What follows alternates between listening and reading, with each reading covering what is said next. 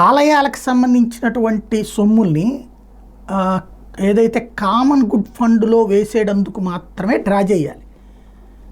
ఎందుకంటే ఇందులోంచి తీసి ఆ అకౌంట్‌లో వేయడానికి.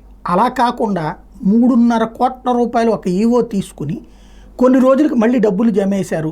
ఇది దేనికి వాడారు? ఇప్పుడు ఒక ఈవో మీద విచారణకు సంబంధించినటువంటి అంశం ఏదైతే దేవాదాయ శాఖకి సంబంధించినటువంటి 3,500,00,000 మందడం గ్రూప్ ఆలయాలకు ఈవోగా పనిచేసిన సత్యనారాయణ రెడ్డి బ్యాంకు నుండి డ్రా చేసిన విషయం వెలుగులోకి వచ్చిందట.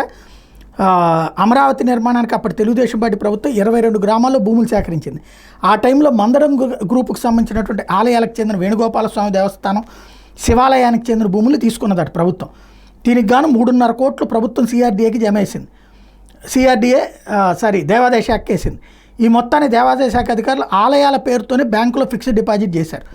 అయితే అప్పట్లో ఈవోగా ఉన్న సత్యనారాయణ రెడ్డి ఉన్నతాధికారుల అనుమతి లేకుండా 3,500 కోట్లను విత్డ్రా చేసేశారు. ఇటీవల జరిగిన బదిలీలో ఆయన బొప్పుడి గ్రూప్ ఆలయాలకు బదిలీ చేశారట. ఆ తర్వాత అధికారులు ఆలయాల దస్త్రాలను తనిఖీ చేసినప్పుడు ఈ విషయం బయటపడింది. అయితే ఇలా డ్రా చేసిన డబ్బులు కొన్ని రోజుల తర్వాత మళ్ళీ బ్యాంకులో డిపాజిట్ చేశారట. శాశ్వత డిపాజిట్ చేసిన మొత్తాన్ని మధ్యలో విత్డ్రా చేయడం వల్ల వడ్డీలో కోత పడిందట. ఈ విధంగా 7.5 లక్షల నష్టం వాటిల్లిందట.